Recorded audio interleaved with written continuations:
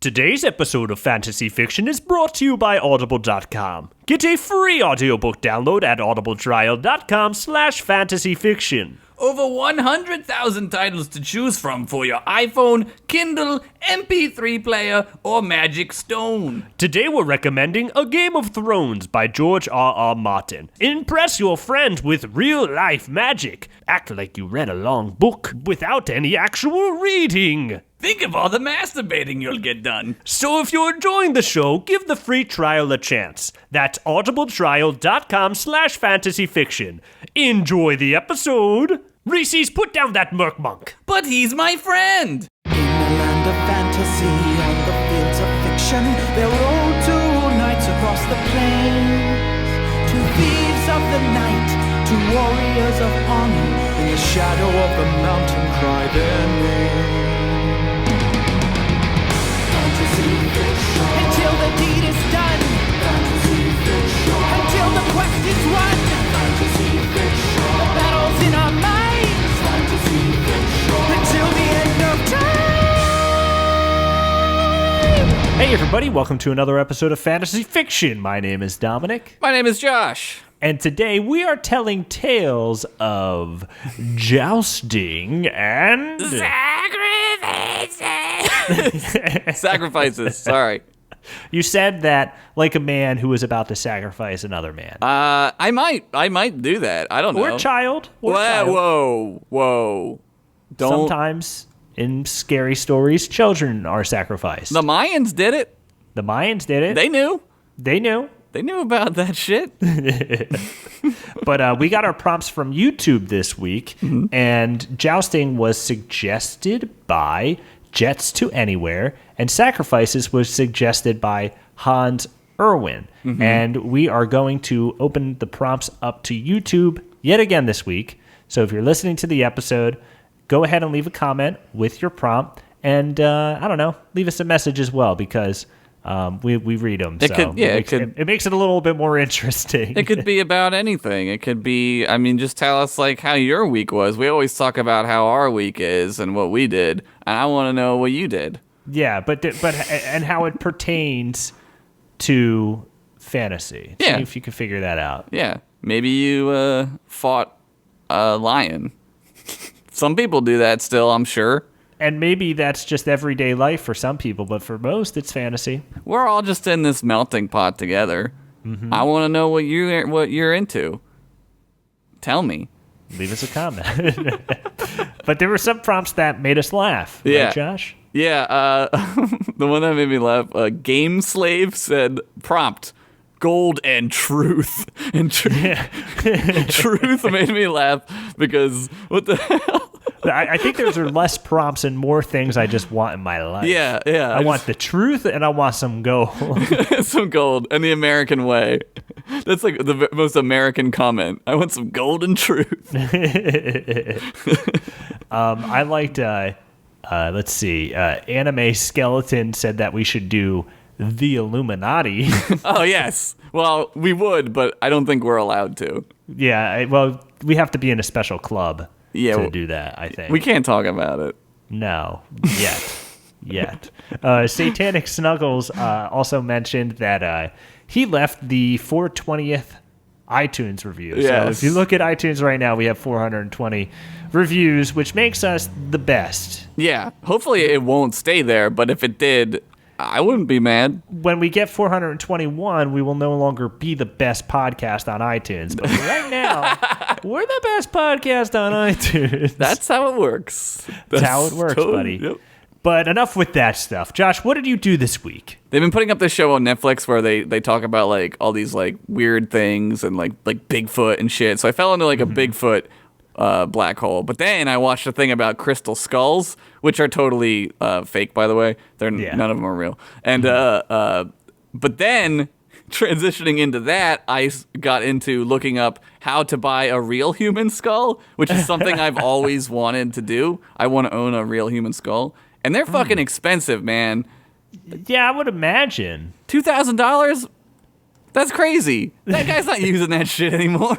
Yeah, come on. Just give it away. It's just trash. I can just go to a graveyard and just get one.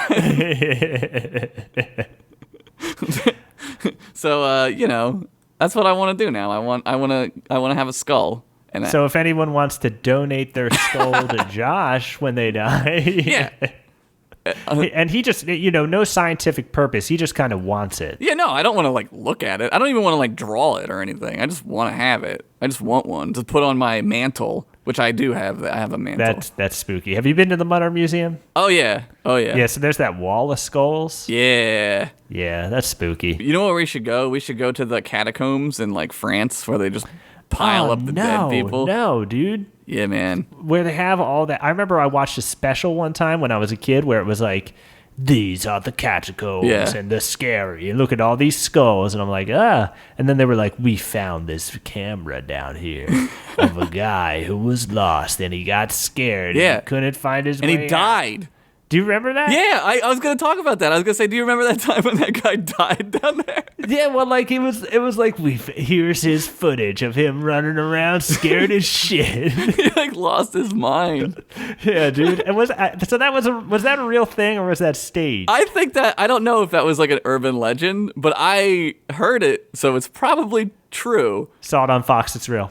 Saw it on Fox. Yeah. I remember I think Fox aired a special one time that was when cars go wild or something, when cars and it was about cars just driving themselves. Dude. And it was it cut to a guy in a laboratory and he was car science, blah blah blah blah blah. Here's a car that was gonna be sold the next day and it started doing this. And it was the car just driving in reverse on its own and the guy trying to stop it. Dude, that channel loved being here are all the things that are gonna fucking kill you. Yeah.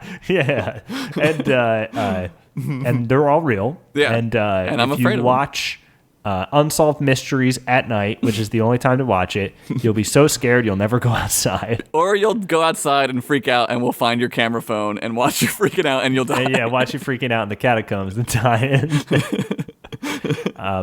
What did you do this week, Dom? I watched a bit of the show Steven Universe. Have you seen it yet? No, I don't know that show. I really like it. When I first started watching it, I was like, this is okay. It's all right.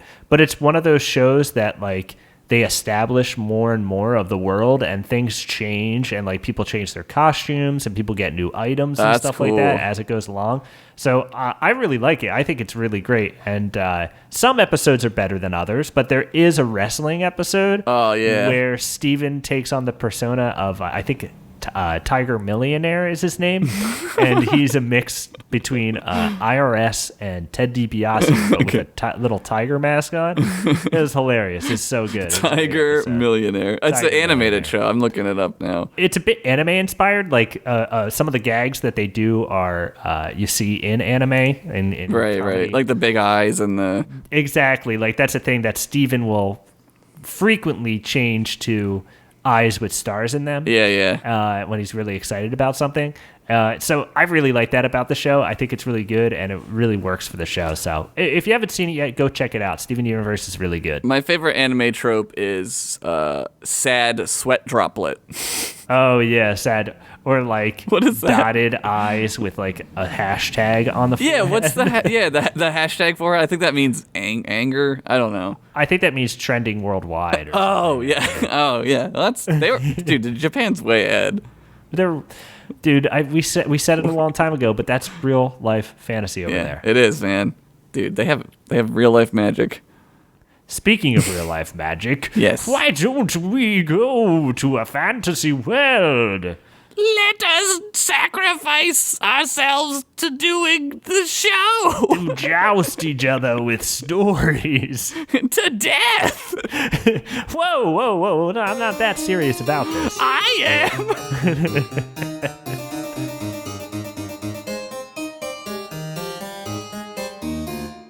All right, Dom, are you ready?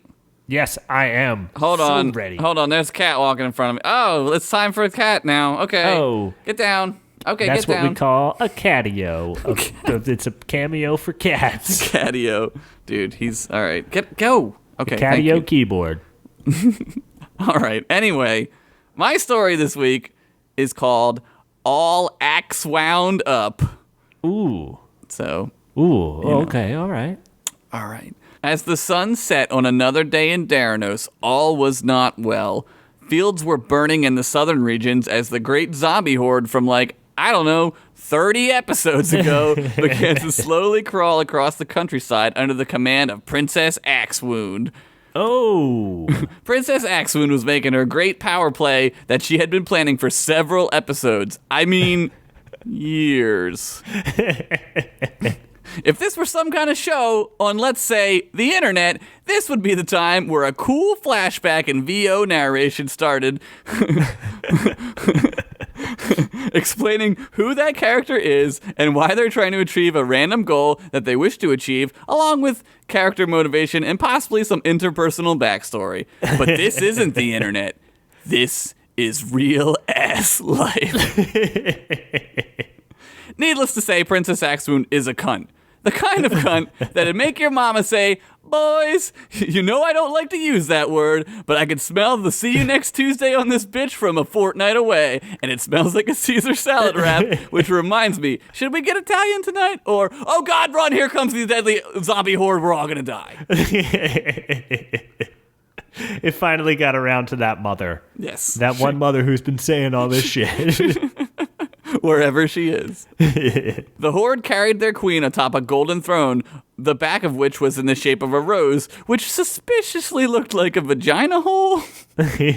Like so much so that you start to think about vaginas when you see them in a museum, and then you know you have to cover up your boner, because if you get a boner in a museum, you know someone's gonna paint it.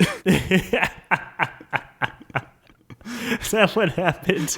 Are people just standing by waiting for things like that to happen so that they can paint them in museums? Yeah. Do you ever see a kid at the museum with a sketchbook and he's drawing the things? They're just waiting to draw your boner. They're just waiting for a bone to drop on by. They love drawing naked bones, dude. Yeah, dude. That's why they have that drawing class where... Yeah, the nude class, yeah. Where they're naked and the dudes... They shout things at him until he gets a boner. Okay, I'll let you continue your story. In front of her and her army, tied to an old burnt treant who died as pointlessly as he lived, were two of Daranos' most epic heroes, Ugla the female wizard and Fred the skull peeler. Ooh, yeah. Finally, Axewound said all cunty. I have two of Daranos' most beloved, celebrated, and kill-offable characters. I mean heroes. You'll never get away with this, Ugla said, with hate in her eyes and probably her boobs, too. When Sid gets here, Fred said, exhausted and bleeding from the head. When Sid gets here, you're going to pay for that candy bar. Everyone looked around puzzled. Or, you're going to pay for this. I don't know, I have a severe concussion. Axewound laughed. That's the point, Steak Daddy. Or should I call you Steak Daddy? All the zombies laughed because who doesn't love a good pun? Who doesn't love a zing? Zinger! Suddenly, an arrow shot past Axewound and stuck right behind her, lodging itself into the golden pussy rose, right near where the clit would be. Bullseye. She reached back and plucked it out. Around it was attached a parchment. She read it aloud. Will you go to hell prom with me? She read. Circle yes or double yes. As she finished, a sick guitar slide could be heard. Everyone looked off into the sunset. As they did, the camera panned up, and there stood Sid the Rogue, all tricked out on a boner cycle. Nobody takes my wife and best friend without telling me, he said. And even then, you shouldn't kidnap people, especially people I put my massive troll hog inside. Ah, Axewound said. Finally, the rogue arrives to save his friend. Tell me, rogue, how are you going to save them when you yourself are in critical condition from all the stab wounds you're going to have all over your body? I don't know, Sid replied. How are you going to suck my dick all the way from hell? Probably very easily, because it's huge. Sid said as he high-fived himself. Enough! Fire mace zombie attack! Suddenly, a zombie atop a skeletal fire steed with a fire mace ran straight towards Sid. Sid revved his boner cycle and whipped out his trusty dagger, Lil Pointy. Catch, Ugla said as she snapped off a piece of the charred treant's branch with force powers and enchanted it with magical powers, as Fred managed to kick the blazing new staff over to Sid with kicking powers. That was my dick, said the Treant, who was still alive but died again. The pain brought him back. Man, I hope nobody ever brings me back to life like that. Just let me die. Sid grabbed the staff and attached his dagger to the tip, causing lightning to flash all over the place and all over his body, like in his eyes and shit, symbolically energizing him. Fire Mace Zombie rode headlong towards Sid, as Sid himself drove recklessly toward the Fire Mace Zombie. Sid lowered his dagger staff as the zombie ignited his fire mace and swung it around furiously. As they were a mere 50 ogre paces away from one another, the Fire Mace Zombie hit himself in the head with his mace, decapitating himself. Sid stopped short as the headless body lost control of the fire steed and careened into a nearby mana gas station and exploded in slow motion. Oh, man.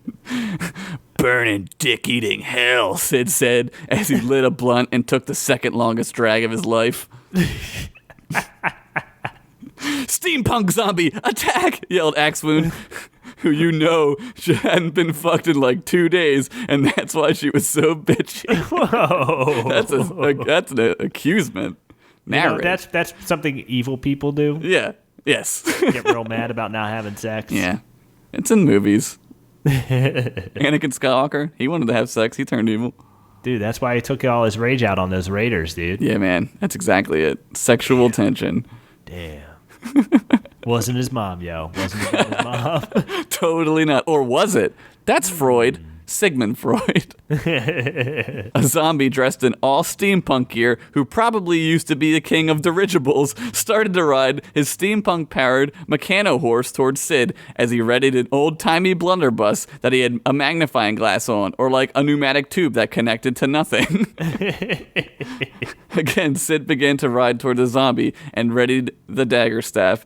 As they neared each other, the zombie fired a shot, but Sid angled his staff to deflect. As he did, the bullet ricocheted off his dagger and flew back toward the zombie, hitting him right in the stupid, useless goggles that did nothing and penetrated his brain pan, killing him instantly, and hopefully that fucking fad along with him. Fuck that zombie. I'm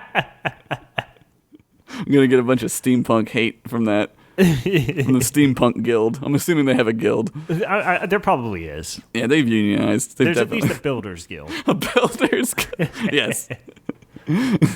I hope your family has gay insurance, Sid said as he put down his... Whoa. Dude, Whoa. He's badass. That's not a nice thing to say. Dude, he's badass. He does whatever he wants. Sid said as he put down his wraparound shades with the words FBI Federal Booty Inspector monogrammed on them and did a stoppie. Axewound became even more angry because maybe she was a little turned on by those wraparound shades. Enough, Axewound shouted. Troll, if you do not give yourself to me sexually, I will kill your friends. No, Ugla shouted. Do it, Fred said. I mean, oh no, that would be terrible. He corrected himself as he looked at Ugla and shrugged. Never, Sid shouted. I'd rather eat Flyman's dingleberries. Meanwhile, hundreds of miles away in a seedy tavern in Grawl City, Flyman sat at a table crying acid tears into a mug of yellow liquid that he was told was ale, but was really pissed because everyone in that tavern hated him that much. He said, "It's true. I'm too sad to wipe properly." He sighed and looked down, feeling more sadness than he had ever felt before, as the camera just stayed on him for an uncomfortable amount of time. Flyman, Sid laughed as he shook his head and smiled. I'd rather die than put my hang down inside of your queef pit. Oh. Then die, Axewound shouted as she commanded her army of remaining zombie stereotypes to attack the rogue. Now, Titsaleaf, he shouted. Suddenly, Titsaleaf the fairy appeared from an extra-dimensional realm, released Fred and Ugla, and teleported them to safety. Oh, hi, it's me, it's Titsaleaf. Remember me? Sure you do. Keep on makeovering, he said as he too teleported the crap out of there, leaving only a puff of smoke that was in the shape of him spreading his butt cheeks wide. Back in her alchemy lab, Ugla quickly turned on her all-sea ball to see the fate of her beloved. As she tuned to the right magic channel, she could see zombies swarming all over Sid. He fought bravely and valiantly. Suddenly, the screen was full of zombies as they covered Sid's body.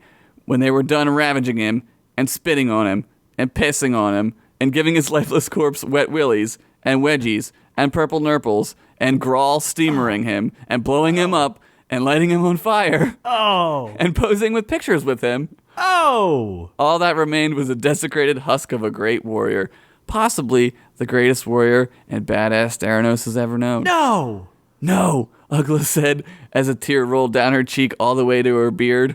Fred moved over to comfort her, like at the end of Empire Strikes Back, while he put a nice cold steak on his concussed head. The room was silent, and some say they could hear Buffcat cry out a sad, mournful mew all across the land. Ugla broke down and her beard was covered in cry snot. Suddenly, the door swung open, and there stood Sid. Who knew my wife was such a pussy? He said with a smile. Sid, Ugla said, wiping the tears from her mustache. But I saw you die. How are you here?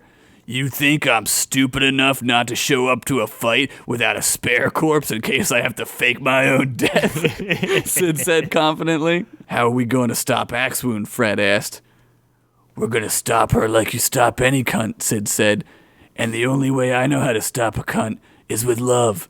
Together, our love as friends and adventurers will stop that cunt. Sometimes you have to pound the love right into the cunt. Pound it right in there, over and over again, until the cunt is wet enough to finish the job. And when that happens, we're going to spray our vengeance all over her face and defeat that cunt once and for all. Finn. Oh, man, okay.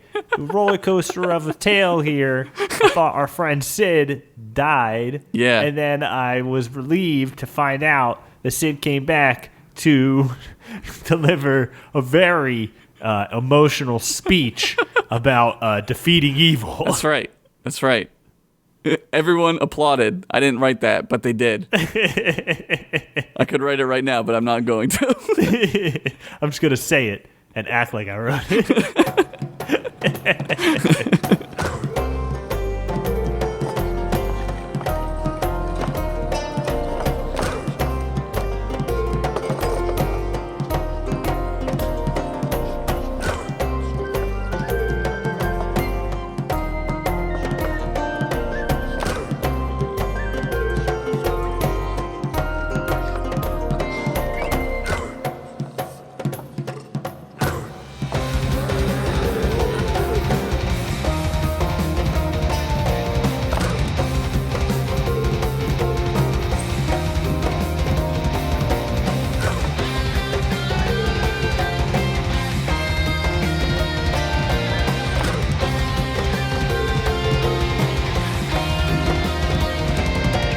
All right, Josh, are you ready for my tale of sacrifices and jousting? I am prepared as I can be. Okay, well, you got to get ready for this title because it's titled "Sometimes You Gotta Go All In." That's very true. I'm not sure if that pertains to anything in the story, but here we go. A prison wagon rolled up to the Black Mountain of the Cave Goblins in southern Orkspire. The ogre driving the wagon got out with two whips in his hands and shouted, "All to get the fuck out!" Then he whipped the door to the slave portion of the wagon open and started doing mad whip-cracking tricks, not actually hurting the slaves and maybe not even intending to intimidate them. These tricks were dope, and one orc gave mad props. 24 orc slaves bound in chains filed out of the wagons and into a small, secret entrance in the mountain. Downstairs, the orcs marched. Torches lined the walls. A large, fat cave goblin in a black hood met them at the bottom of the stairs, along with two guards. The fat goblin's eyes glowed yellow, and his mouth dripped a green drool. Cave goblins are a much paler shade of green than the usual goblins of Orkspire. Their fingernails were long, their eyes glowed, and their backs were hunched the fuck up. The hooded goblin snarled as he grabbed an orc by the wrist and inspected him.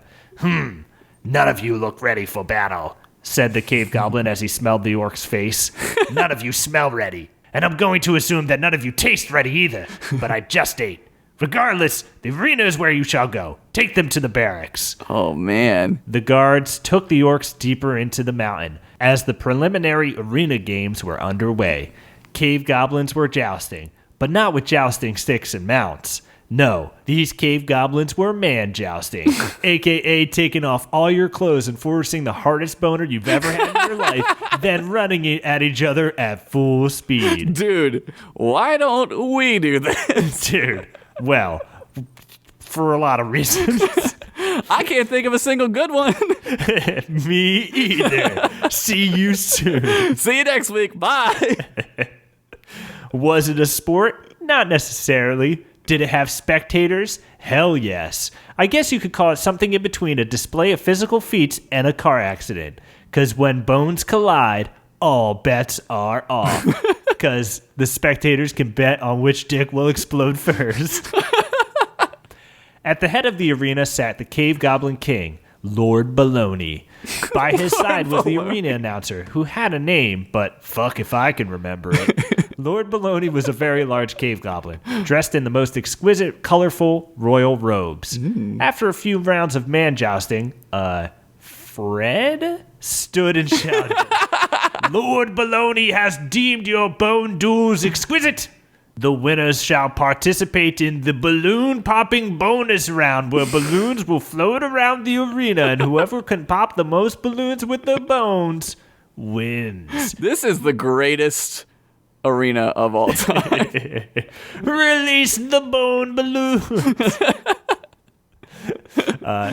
Balloons fell from the ceiling as the crowd went wild. Bones were popping balloons all over, and you know some cave goblins flinched when balloons popped, and their wieners got soft and tiny as some sort of wiener survival mechanism. It's a good strategy to pop the first one with your bone so that everyone else gets soft. Scare everybody else. One goblin in the crowd started crying as he muttered, "The sacrifices these athletes make for our entertainment, it's beautiful."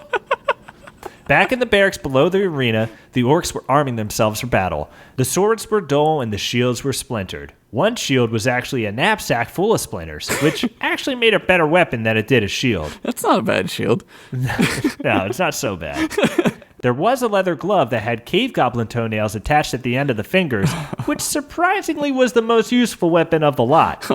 An orc with an eye patch stared at the weapon rack with his good eye in disgust, then shoved it to the ground. All the other orcs got quiet and looked at him. "We don't take any of this shit," said the orc. The other slaves got quiet. One slowly put down the sack of splinters. A guard kicked down the door and said, "All right, slaves, shut up and don't tell anyone I broke the door. Now get in the arena." "Stick together," said the eye-patched orc. Yeah. The orcs waited outside the doors to the arena. They could hear the announcer shouting, "Goblins of Black Mountain, prepare yourselves for the next round of senseless, violent entertainment. I mean, we could probably get this excited over live music, or maybe a juggling show, but fuck it. Slaves and shit, we evil as fuck." The doors opened as the slaves walked out onto the arena floor. The deafening cheers engulfed the slaves. Yes. "Wait!" yelled a spectator. The crowd got quiet. "They are unarmed!" The audience gasped. How could orcs fight each other to the death without weapons? How will the crowd's thirst for blood be quenched? The king paused for a moment, then said, "You will box for baloney." The crowd erupted. They loved boxing almost as much as they loved man boxing. And you know what that is. One audience member ran back to his house and sold every possession he had. Then he ran back to the arena and put it all on having a good time. Dude, he needs to call a gambling addict hotline. 1-800-GAMBLER. For gambling. Because that's crazy. A door opened and 3 of the largest cave goblin guards walked out. They threw their weapons to the ground and put their fists up. The orc with the eye patch walked forward as 2 orcs followed him. The main-looking guard opened his ugly mouth and said, "We're all championship man boxers, so you better back the fuck up before you get boxed the fuck up with a dick or something. I don't know." The orc with the eye patch snuck the dude right in the middle of his eyes so hard that his face kind of imploded like a building that was being demolished. The cave goblin fell dead like a building that was being demolished. The crowd cheered like a crowd that would cheer if they had just watched a building being demolished. Though they weren't necessarily cheering for the orcs. They were cheering for the violence. The other guards were shocked. The other orcs punched them in their heads with both fists, a.k.a. the secret orc double punch that holds the power of exploding. Oh, my God. The other guards' heads exploded, just like a building that was being demolished. The crowd got the vapors and nearly fainted. Got the vapors. The king was annoyed by this dominating performance, but he calmly gestured to, Jared? The announcer stood again and yelled, "Bring forth the grinders!" Oh, my God. The crowd went wild. One dude threw his whole popcorn in excitement. They began to chant, "Grinders, grinders, grinders." 12 guards pushed 12 large stone grinding wheels, sweeping the arena floor and demolishing anything that was caught under it, including that guy's popcorn. Oh, no. But the orcs were just too damn nimble. They dodged that shit like it was nobody's business. But in fact, it was one guy's business. Frank Grindem, inventor of the grinders, and he stood to benefit greatly if his invention could in fact senselessly murder a slave. How could he benefit? Well, there's a write-in box when you're leaving the arena where you can submit new obstacles and challenges for the gladiators. And if your suggestion is picked and it kills someone, you win a book that tells you how to suck your own dick. And Frank Grindem was in the business of sucking his own dick. Will it grind? Will it grind? After dodging grinder after grinder, the orcs found themselves in the center of the arena. All the grinders turned their attention toward them. They all came rushing at them at full force, but everyone jumped at once, landing on top of the grinder wheels. Kind of like in The Next Karate Kid, when Hilary Swank almost gets hit by that car, but then she jumps up on the hood, and Mr. Miyagi sees this and he says, "I gotta teach that girl karate." That happens, by the way. There's also the scene where the monks dance to the Cranberries, and it's a pretty awesome movie if you haven't picked it up. Wait, the Cranberries? What year did that movie come out? It came out 93. No. Yeah, it came out kind of late. Oh, my God. Rent it sometime. All right. While on top of the grinders, the orcs walked backwards to control them, and they caused a big grinder accident on the 101 that backed it up for hours. 101. The crowd cheered. A grate in the center of the arena opened as a giant millipede crawled out onto the walls of the arena, circling the orcs. The crowd cheered as they chanted the beast's name. Big Toe, Big Toe, Big Toe, which was a weird name because he had many legs but no feet. Big Toe. There was one orc who knew what to do. He stepped forward. All eyes were on him. He knelt and just started doing some capoeira as Boom, I Got Your Boyfriend by MC Luscious started playing. MC, yes! Boom, I Got Your Boyfriend. Dude, I love that song. Boom, I got your boyfriend. I got your man. I got him. Dude, that's what was happening. Just that song's playing as some fucking orc is doing capoeira.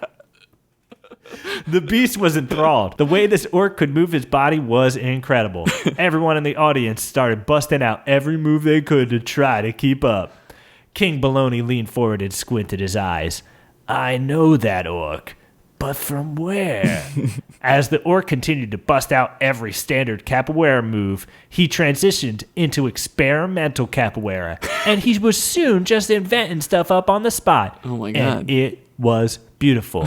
A yellow aura illuminated around him. Oh, yeah. The giant millipede couldn't help himself any longer, and he just started doing the best worm anyone had ever seen. Well, you would think. You would think he would do the millipede. The orc in the eye patch saw his opportunity. He ran up the millipede's back and grabbed onto the back of his neck and started driving him around because that's how bugs work. It's true. The eye patch orc had the millipede worming all the fuck over the audience, killing many cave goblins, but they couldn't give a fuck. They just kept dancing and dancing. The orc drove the millipede over to the king's seat, crushed his royal guards, and dismounted. King Baloney tried to escape, but then he tripped on his royal robes that I mentioned earlier. Yes. The orc picked up one of the guard's swords and calmly walked toward him. Oh, man. No, don't come any closer, said the king, but that was just kind of a stupid thing to say, because what leverage did the king have? I mean, maybe his kingmanship, but that's not really a word. Suddenly, the king realized who the eye-patch orc and his men were. Oh, my God. You're Koroth, exclaimed the king. You're the one who overthrew Lord Synthor's Snake Lord mines. Yes. You're goddamn right, replied Koroth. And we came here for your ass. You mean you got captured as slaves again just to kill your way out? Yeah, we fucking hate people who like slaves, said Koroth, and he threw the sword into the cave goblin king's neck. Oh. He died 17 hours later after much pain and suffering. That's terrible. That's terrible. The crowd roared at this royal assassination. The announcer stood again and shouted, "Release the Moralucator!" A tiny forest gnome in a red cap stepped out into the arena floor and shouted, "We can do it! Let's give it an honest try!" The orcs considered the small forest gnome and decided to let him live, for they found him true of heart and pretty cute. The end. Well, I'm glad that they let that guy go, the gnome. Yeah, well, he's a little cute guy. I felt like it was maybe not a great idea To kill that guy. of a guy to put forward into the arena for your gladiators to face. A little gnome who tries to bring morale up. The Moralucator. Did you know who was doing capoeira? Fucking Diamond. Dude, that's fucking Diamond the Orc, Yeah, it's dude. fucking Diamond. Hell yeah. Unspoken, but We now spoken. I just said. We went back a little bit. We dug deep a little bit. We had some deep cuts today. Dude, yeah, he knows capoeira. Dance fighting.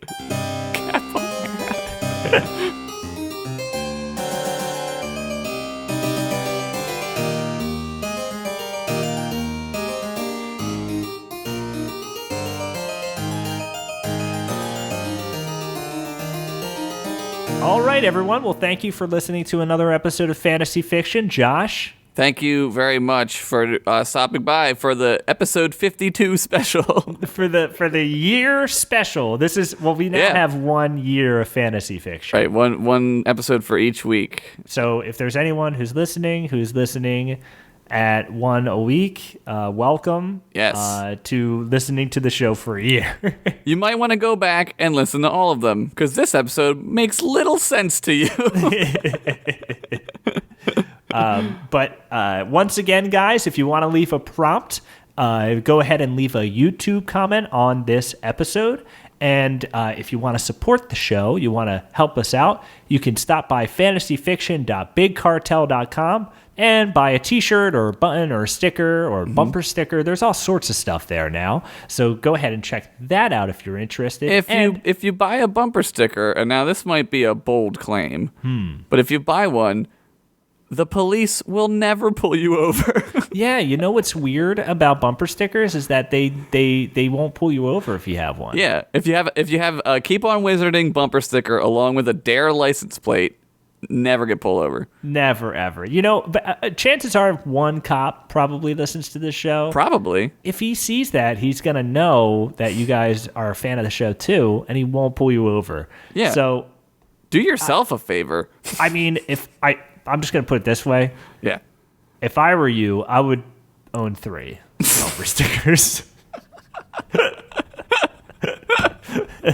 But if you want to support the show and you don't have any money, there's plenty of ways to support the show. If you're listening to this on YouTube right now, just click the like button. Subscribing to our channel is helpful as well. Yeah. Actually, one of the best ways to support the show is simply sharing it with a friend. So if you have a friend who loves fantasy and he cries often because sad. Because he needs more of it in his life. Because sad. And he just doesn't have enough and he's sad about that. Say, hey, maybe you should check out the Fantasy Fiction podcast. Yeah. And you can give him all the links and URLs. Or just show up to his house late at night and bring your computer and just play it for him while he sleeps. While he's sleeping, and maybe he'll have a dream about it. Just subconsciously get him addicted to it.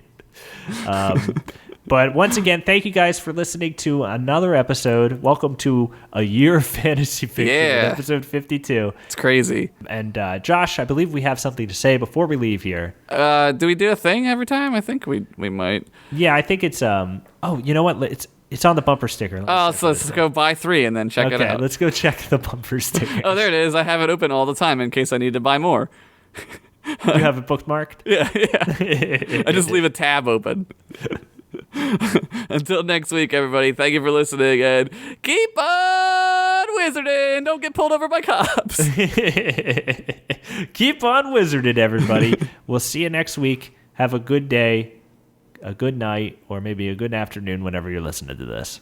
Sneak into your friend's house. Do it. Don't wait. That's burglary. Don't do it. Buy bumper. It's not burglary if you don't take anything. That's B&E. It's breaking and entering. And burglary, you have to steal something. Like jewels, I think, is the number one burglar thing. The number one thing burglars like? I mean, I like them. I'm not saying I'm a burglar. I hope that cop turned off the podcast. That one cop who listens to it. Keep on wizarding, everybody. We'll see you next week. Bye. Bye-bye.